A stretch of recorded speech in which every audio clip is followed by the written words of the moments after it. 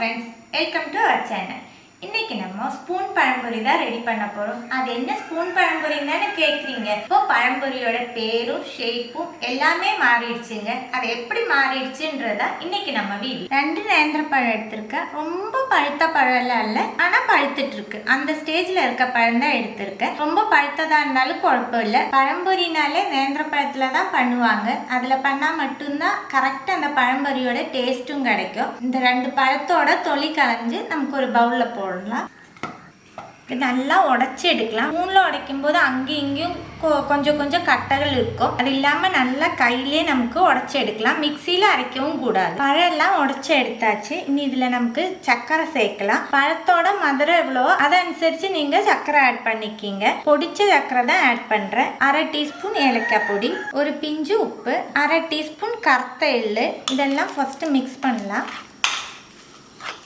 எல்லாம் நல்லா மிக்ஸ் பண்ணதுக்கப்புறம் இதில் 2 டேபிள் ஸ்பூன் பால் ஆட் பண்ணுறேன். 1 டேபிள் ஸ்பூன் மைதா, 1 டேபிள் ஸ்பூன் அரிப்பொடி, ஃபைன் அரிப்பொடி தான் ஆட் பண்ணுறேன். 1/4 டீஸ்பூன் மஞ்சத்தூள், 1/4 டீஸ்பூனில் குறவு தாங்க ஆட் பண்ணியிருக்கேன். 1 டேபிள் ஸ்பூன் சிறகிய நாளிகேரம். இது ஆப்ஷனல், உங்களுக்கு வேணும்னா மட்டும் இதை ஆட் பண்ணால் போதும். எல்லாம் நல்லா மிக்ஸ் பண்ணி கொடுக்கலாம். இந்த மாதிரி நம்ம மிக்ஸ் பண்ணதுக்கப்புறம் பேட்டரோட பாகம் நான் காமிச்சு தரேன். லூஸாக வந்துடுச்சுன்னா கொஞ்சம் கூட மைதா ஆட் பண்ணிக்கிங்க. எல்லாம் நல்லா மிக்ஸ் பண்ணி கொடுத்தாச்சு. இந்த பாகத்துக்கு இருக்கணும் மாவு. இந்த மாதிரி நம்ம ஸ்பூனில் எடுத்து இப்படி போடும்போது கரெக்டாக விழணும். ரொம்ப லூஸாலாம் விழக்கூடாது. இந்த மாதிரி கட்டி கட்டியாக விழணும். இனி நமக்கு பழம்பொரி ரெடி பண்ணலாம். இவ்வளோதாங்க, சிம்பிளாக.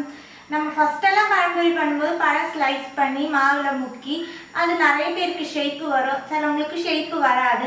இந்த பழம்பொரி பண்ணும்போது அந்த பிரச்சனையெல்லாம் எதுவுமே வராது. சாதா எல்லாருக்குமே ரெடி பண்ணி எடுக்காம பட்டு இந்த பழம்பொரி நம்ம ஸ்பூனில் போடும்போது சாதாரண ஸ்பூன் யூஸ் பண்ண வேண்டாம். இந்த மாதிரி கொஞ்சம் வீதியுள்ள ஸ்பூனாக பார்த்து எடுத்துக்குங்க. அப்போ தான் எண்ணெயில் போடும்போது கரெக்டாக இருக்கும். ஃப்ளேம் மீடியம் ஹீட்டில் வச்சு குக் பண்ணால் போதும். இது மேலெல்லாம் கொஞ்சமாக எண்ணெய் ஸ்ப்ரெட் பண்ணி கொடுக்கலாம். அடிபாகம் ரெடியாகி வரும்போது தனியாகவே பொந்தி வரும். அப்போ நமக்கு திருப்பி போட்டால் போதும்.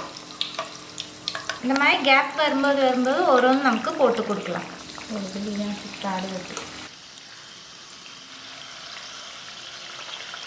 இந்த மாதிரி நல்ல ப்ரௌன் கலராக ஆகும்போது நமக்கு எண்ணெயிலேருந்து ஒரு ஒன்று மாட்டலாம்.